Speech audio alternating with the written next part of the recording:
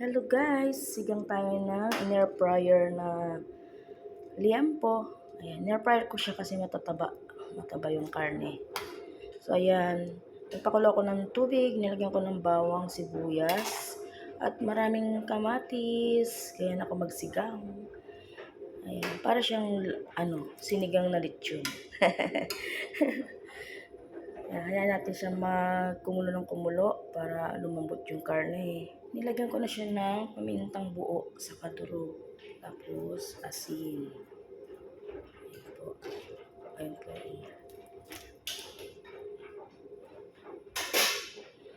Ayan po. Malambot na yung ating karne. Kaya lagyan natin yung mga gulay.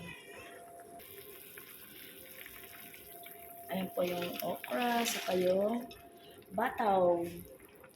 Yung bataw kasi akala nung anak ko chicharo. Lalagay ko sana sa pansit yan. Ayan po, okra. Ayan yung green chili, pansigang. Ayan po. Hinagdagan ko siya ng sabaw. Hintayin natin siyang kumulo ng kumulo. So, ayan po. Maluluto na siya. Malambot na yung ating gulay. Meron ako ditong pinakuluan na dapat pagkain ni baby. Kaso, 3 araw na siya mahigit sa rep. So, hindi na yung pinakain kasi nagsuka siya. Maraming magtataka kayo. Ngayon lang ako magluluto ng ito. Ito yung pumpkin. Baby pumpkin. Ayan, pinakuluan. Isang hinayang ako kaya halo ko ang kako sa sinigang. Di po ba? Sabihin niyo weird. Pero okay lang. Mayroon siyang broccoli. Ayan. Recyclable yan eh. Kasi itong baby pumpkin na to, ano yan, mahal yan. So, ayaw ko itapon. Masarap po yan. Ayan. Sa madiscarding nanay.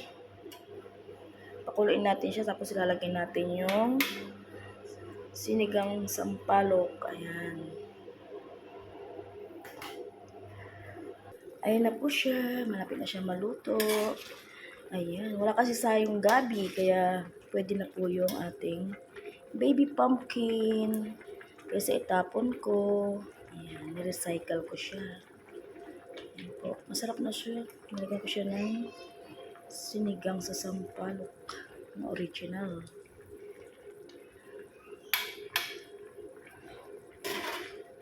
Ayan po.